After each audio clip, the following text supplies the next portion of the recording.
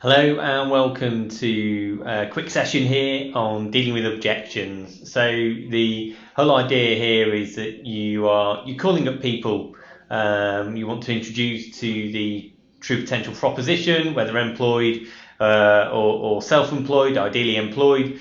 But you're calling these people up and obviously you're wanting them to become interested in having a meeting with a senior partner, engage and understand about the business. So I just want to cover off obviously some of the objections that come up and the reasons why they come up, and potentially strategies and things that we can do to deal with those very, very quickly. So first thing, just to get it out of the way, the reality is that most objections that people come up with are specifically tactical, what we'd call them. So for instance, they're not strategic. So if someone was to make a move and change from one company to another, they would make that decision based on strategy. So a strategy decision would be something like, I'm going to get significant career growth where I am. There's a big promotion in it for me, something along those lines. And what people do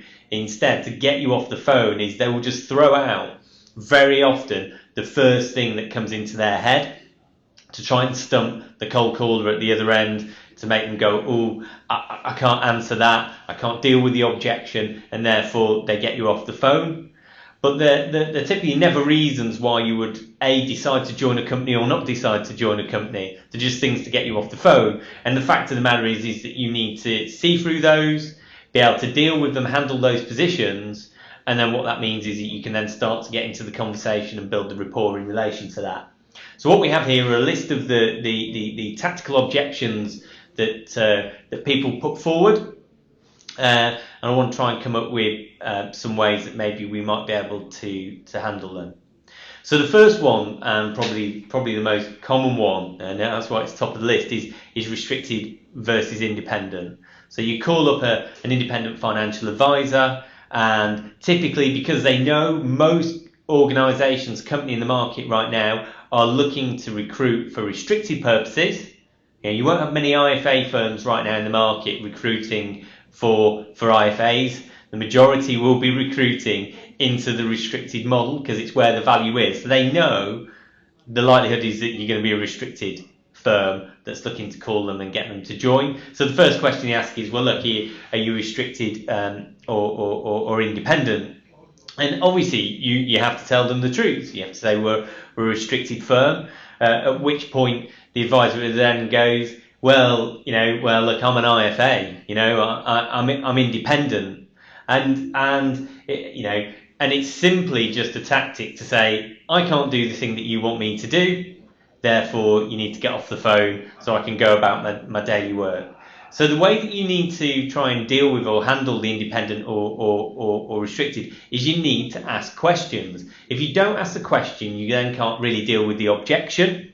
So if someone says, well, I'm IFA, I'm independent, the response to that needs to be, can you tell me about what's so important about being independent? And specifically, people may go, well, I get the choice of market, I can get the choice of everything and anything to choose. So they're automatically laying down the fact that this wide choice means that they've got a lot to choose from. So the next question is, well, can you tell me why that's so important for you? Why is it so important that you should get the right choice? Well, it's so I can fit the solution to the customer, so I can get them the right things, so it's right for them. Okay, because I'm an IFA and I sit on the right side of I sit with the customer, okay, and I look for them, okay. And that seems to suggest that that's not what we do as restricted advisors and restricted markets. So the thing to come back with when people are starting to raise issues about independent versus restricted is say, okay, I understand what you're trying to do is you want to sit on the same side of the table as the customer because you're batting for them. So the first thing that I'd want to say is we are absolutely batting. I can assure you we're absolutely batting for our customers here. We sit on the same side of the table as our customers, okay? And we only put people into better positions. That is the basis on which we deal with our customers in the same way that you do. Okay, I understand that, but I get access to the whole of market. I get access to, I can choose anything, I get access to that. Okay, I understand that. Actually, as it turns out, we get access to the whole of market. We have access to the whole of market to look at. What we've decided to do as a firm, using panels of investment experts, is narrow that market down so that we can deal with a smaller panel of people that we have chosen, done extensive due diligence on, to ensure that the people operating within our business are selecting really from the best of breed and the best of best in relation to our restricted proposition. So yeah, we've got the opportunity to look whole of market, but we then narrow it down and focus in on specific areas, specific partners that we want to work with. Actually, interestingly enough, that's probably what you do as an IFA. But the difference between us and you is that what we will do is that we've got the ability to, we've got investment managers that look at the investment proposition, people with a huge amount of experience and expertise in that area that can look at that. So you can be assured that by engaging in a conversation with us and our restricted part, we are sitting on the same side of the table as the customer, and we are also offering them an absolutely fantastic proposition in relation to that. And what I would say is, you're only going to come on board or join us or have an engagement with us on the actual basis that would prove to be true. So I only want to have a meeting with you. I know our proposition's great, but I want to arrange a meeting so that we can demonstrate to you the truth in that. Okay? So in dealing with that restricted independent, what you need to do is try and understand the questions that they're asking in relation to the independent side. Okay, and then you can then deconstruct the argument by demonstrating that we can do very much the same similar things in restricted. And the reality is that most independent advisors we know don't act in an independent manner; they act in a restricted manner. So they should recognise that. There are other ways of going about doing it, but we can go on and on. So the next objection that we've got to look at and some ideas in relation to that is someone working from an office or someone working from home. So, typically someone working from an office will cite the stimulation, for instance, that they can potentially get from working with other colleagues and shared ideas. And we can all, I think we work in an office environment here, we can all assimilate with that. But equally, what working from home does or operating within true potential is it gives them huge amount of flexibility of their time. Okay, so typically people working in employed environments are turning up at 8:30, 9 o'clock, they're leaving at 5:30, 6. Okay, and they're doing a job and operating from there. Okay, within the true potential environment, they wouldn't get that. They'd be able to operate from home, but they'd have much more flexibility over what they would do with their time and their diary. So there's definitely a lifestyling point to be made here, that actually, no, there isn't an office, but you've got much more flexibility over your lifestyle because of that. So, for instance, you can choose how to manage that time and work it around your family, your childcare. And what we do know is that people that have come into our organisation in relation to that actually cite that as being one of the best things about being with true potential, is the flexibility in their life to be able to do their job, but fit that job. It fits well in relation to how they can have their lifestyle yet still be successful. There's many studies around the world of people coming into work and not actually being effective. So what it means is it comes down to actually just be effective, and then you can spend more time with your family. Okay, so that's probably what I would say. I would make it a lifestyling point in relation to office and home on that side of things. The other one here is in relation to no ongoing trail. Okay, so for the avoidance of doubt, trail is an ongoing piece of remuneration that advisors are actually going to be paid ongoing, year in, year out, and potentially people may get ongoing credit for that position.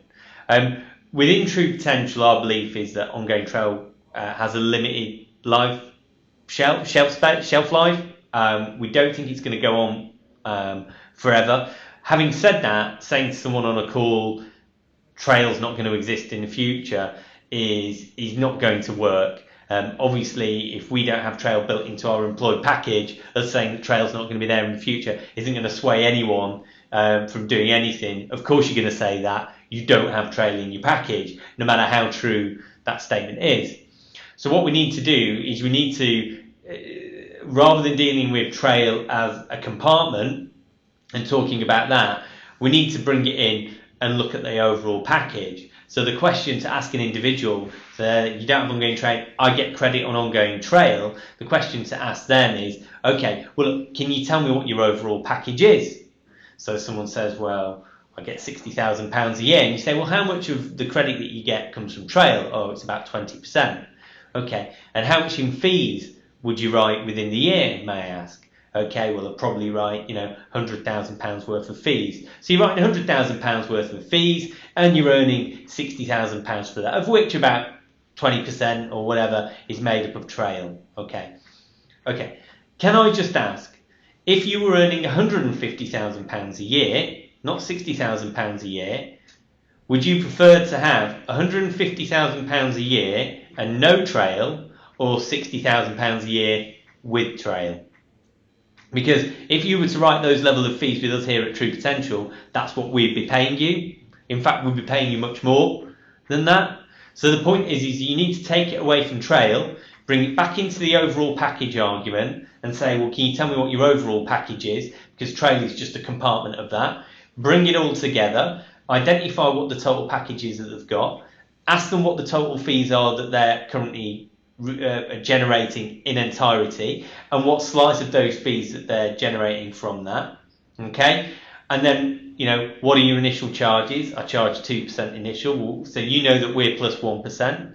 They've done £100,000 worth of fees. That means it'd be £150,000, and you can then do the comparison, and then you're comparing, well, what does the trail matter? I mean, the trail is just such a small component of what we would, you wouldn't get trail with us, but it'd be such a small component. It just takes it completely out of the park. It's just not even a discussion point. So it's an objection that someone's put in to get you off the phone, because if they were really interested, they wouldn't say, well, I get a trail, okay? Or to get them in, trying to get you off the phone, because what they would say if they were interested at that point, they would say, can you tell me what the overall package is? Because it's the overall package that's actually the thing of interest to the individual, not some sort of compartmentalised part of that, because it's so small, it won't really matter. Other things that come through here in relation to sort of saying, not knowing who we are. Someone phones up and says, look, I don't know who you are.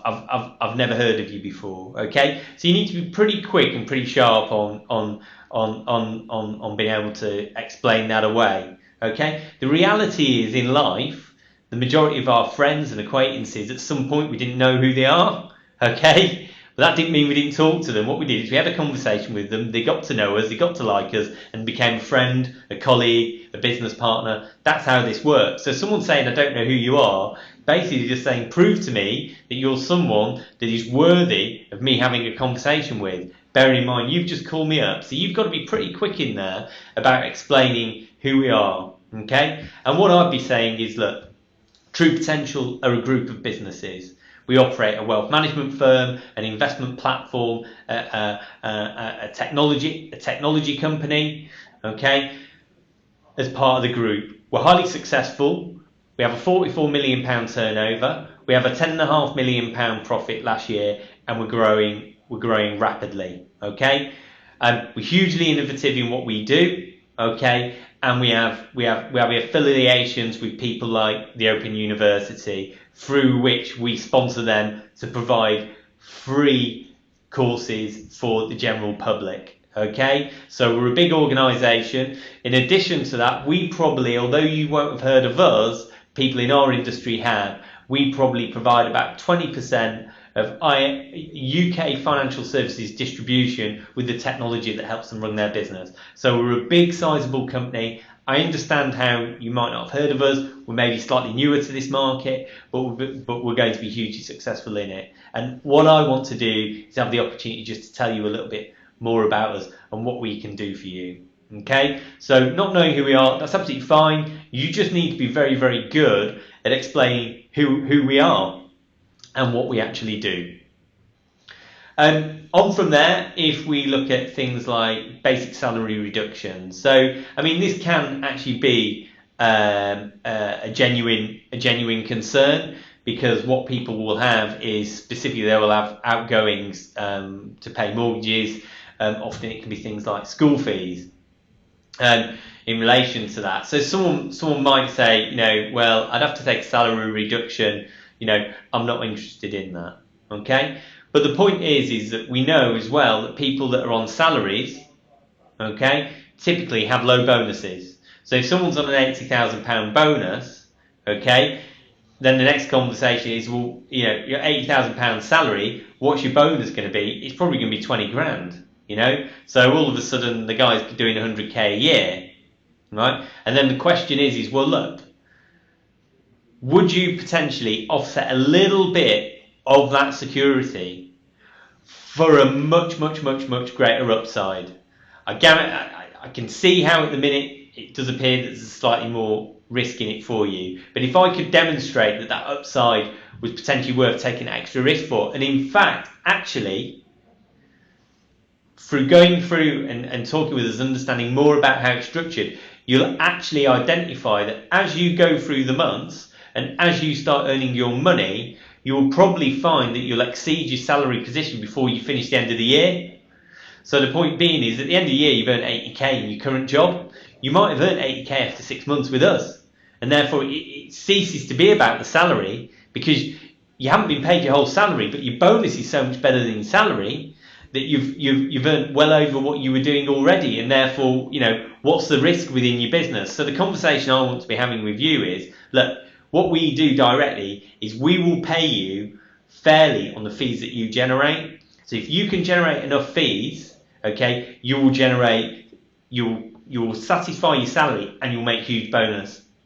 Okay?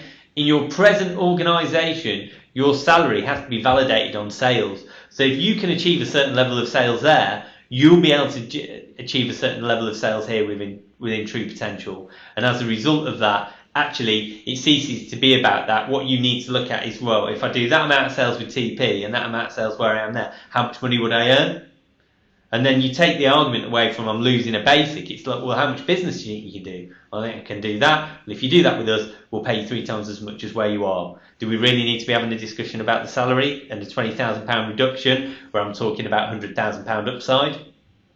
Okay, so they might have to give up a little bit, but again, what you need to be doing is you need to be bringing in the overall package and saying something like, okay, would you forego a little bit of the short side there to get a much greater upside, which could potentially change your life?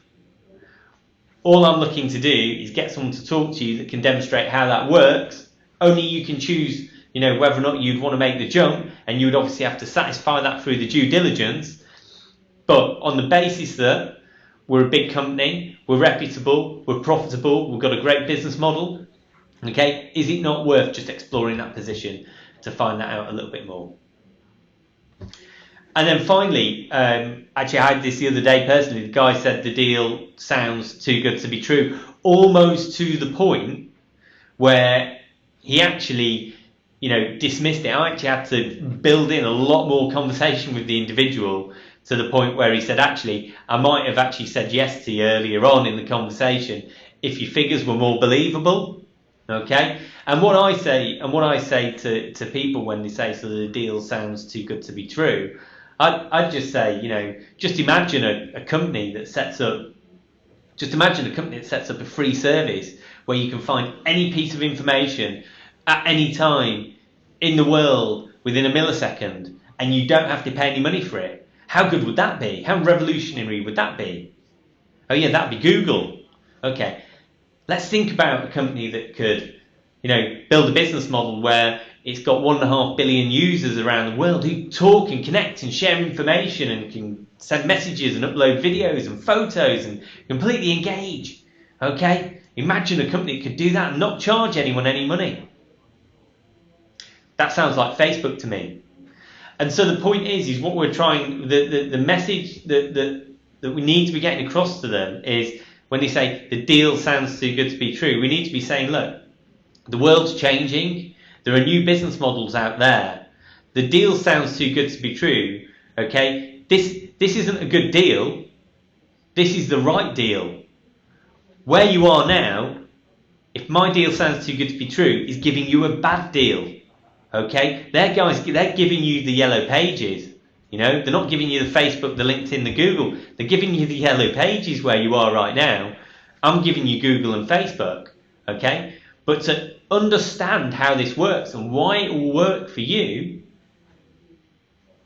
you need to find out a little bit more, which means, look, we want you to talk to one of our senior partners. We're not going to mess you about. You're going to be dealing with someone with expertise and integrity that'll explain in detail how this works. But imagine if this deal, but just imagine the deal is true, okay? We're a regulated firm. We can't go out telling lies. We have to tell the truth. So this deal is true. It's factual. It works. On that basis, should we have a conversation? And I think the answer to that should be yes. Look, guys, thanks for listening. I hope a little bit of that helps you when you're dealing with people on the phone, close down stuff, give you some ideas of how to deal with some of the objections. And, if you have any more things that you want to cover off, let me know and I'll pop them up on a video. Okay, thanks a lot, guys.